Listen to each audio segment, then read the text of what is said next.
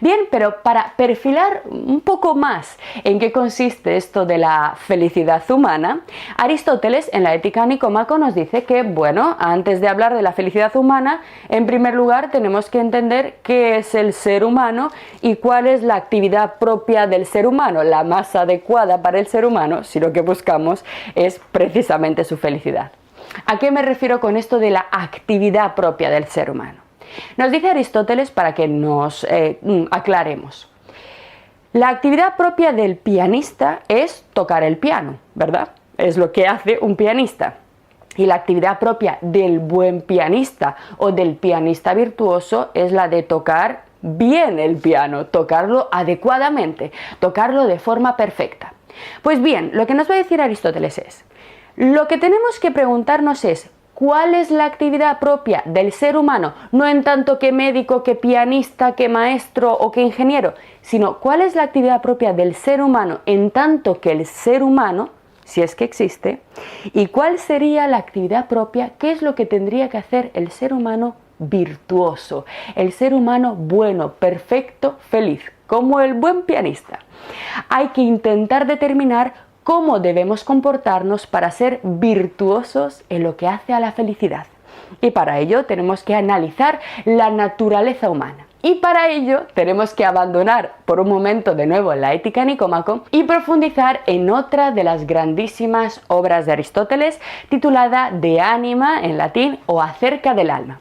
En esta obra, con un título un poco que nos puede despistar, Acerca del alma, Aristóteles habla de las funciones, fijaros qué interesante, biológicas que regulan el cuerpo y la mente del ser humano. Se usa el término ánima, que es el término latino para definir mente. Nosotros a veces lo confundimos con el concepto cristiano de alma, como esa especie de sustancia individual que sobrevive a la muerte y que va al paraíso. No es esta idea la que tenía Aristóteles. El alma sería algo así como, en este caso, el conjunto de funciones cerebrales o mentales que desarrolla el ser humano. Así que dentro del de ánima, perisige en griego, Aristóteles analiza lo que os digo, las funciones de la mente o del cerebro y también el resto de funciones biológicas.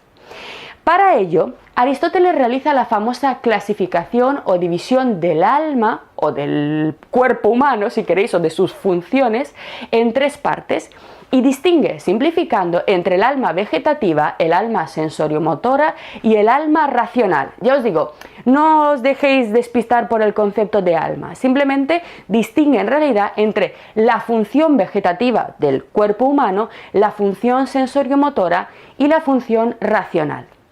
¿En qué consiste la función vegetativa? Se trataría de todos aquellos tipos de actividades que nuestro cuerpo realiza que tenemos en común con las plantas, que son fundamentalmente alimentarnos, crecer y reproducirnos, ¿de acuerdo? Plantas, animales y seres humanos coinciden en desarrollar casi todo lo que está vivo, estas tres funciones. En segundo lugar, tenemos la función sensoriomotora, que como su nombre indica, implica la capacidad de experimentar sensorialmente el medio, es decir, de estar dotado de sentidos capaces de interactuar con el medio y recibir información acerca de él.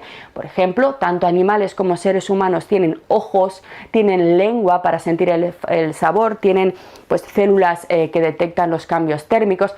Hoy en día sabemos que las plantas también están dotadas de este tipo de capacidad, pero bueno, para Aristóteles las plantas eran algo mucho más pasivo y sobre todo la capacidad motora que definitivamente las plantas no tienen, y es que los animales y los seres humanos somos capaces de no solamente sentir, experimentar, emocionarnos, sino también de desplazarnos. En este aspecto, tanto la función vegetativa como la sensoriomotora son funciones compartidas tanto por los sapiens como por el resto de animales existentes sobre la Tierra. Pero finalmente tenemos, según Aristóteles, como propiamente humano, el alma o la función racional.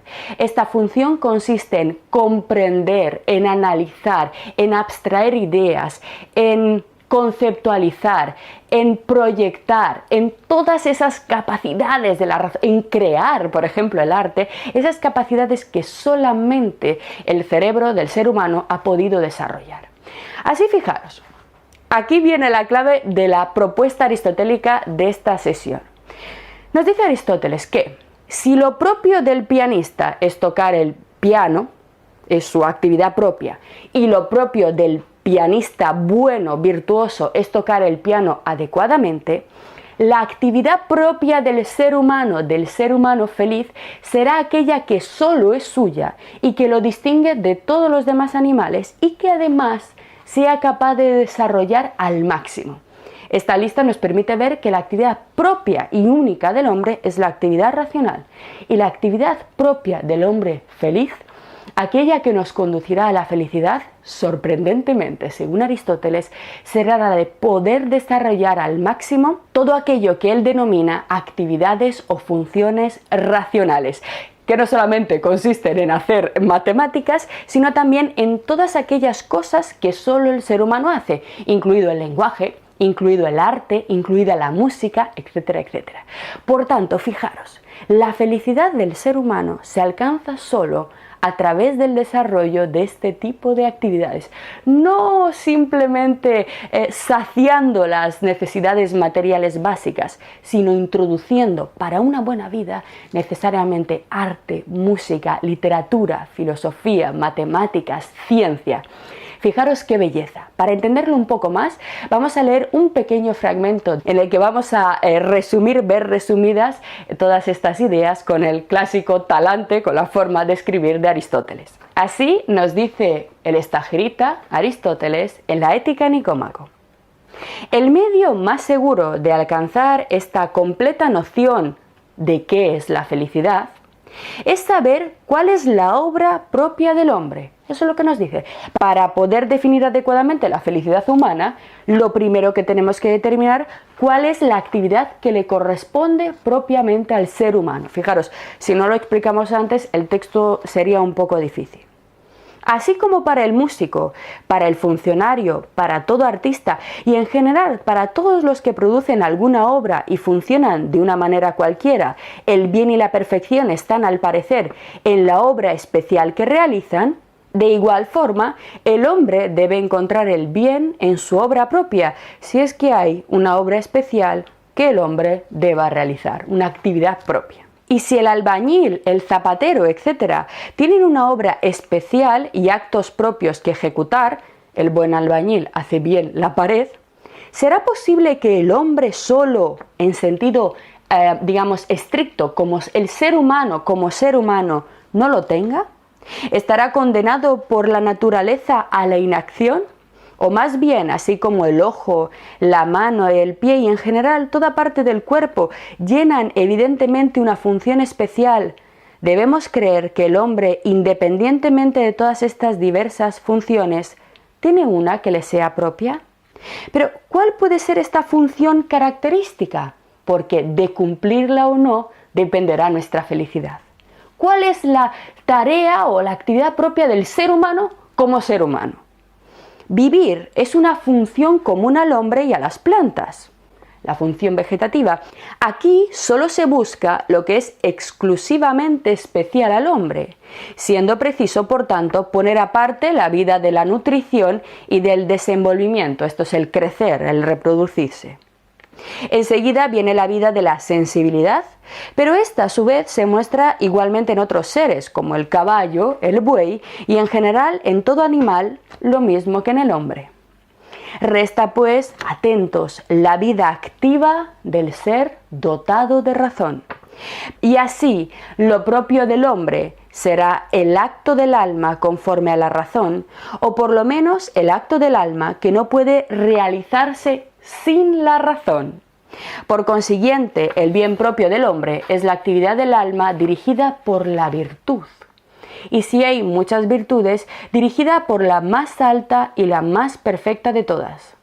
Añádese también que estas condiciones deben ser realizadas durante una vida entera y completa, porque una sola golondrina no hace verano como no lo hace un solo día hermoso.